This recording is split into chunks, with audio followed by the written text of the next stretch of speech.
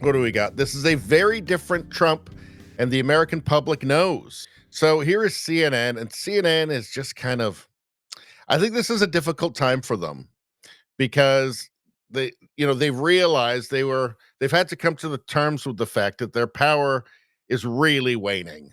Their ability to manipulate and control the narrative is waning. And I think you see a lot of sour faces on that CNN now. They're starting to realize that they're actually becoming fairly impotent in terms of trying to trick people into wrecking their lives and their futures. Let's take a look.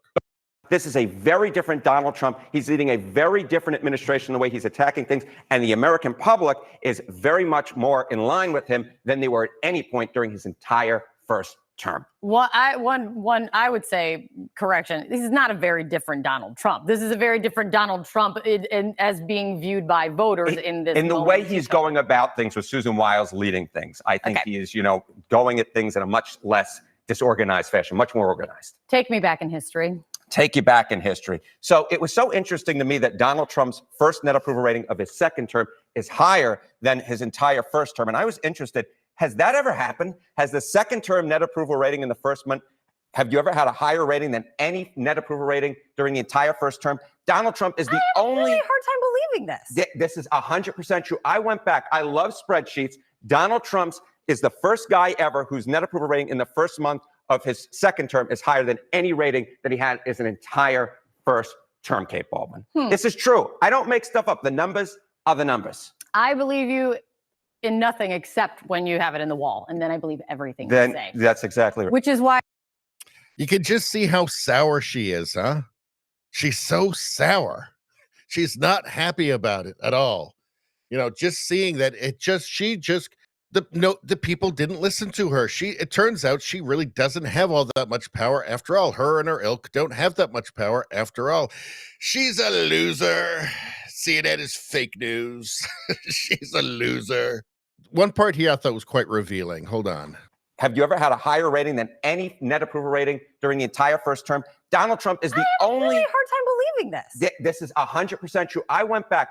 Did you hear that? She's having a really hard time believing this. Yeah, that's because she doesn't know anything. That's because everything she knows, she learned off a teleprompter, right? She's just learned the narrative is all. She's in a bubble, right? And that's it. She's shocked by this because she's totally ignorant. She knows nothing, right? She is just simply a tool of a machine. She's a puppet for a machine. That's why she has a hard time believing it. People in the real world could see it. People paying attention, people whose entire knowledge base didn't come entirely off a teleprompter can understand this. You guys know this. This isn't surprising to you guys. For her, think about that. I mean, she's like an anchor on CNN, and she is so misinformed that this comes as a total shock to her. I'm sure election night was a shock to her.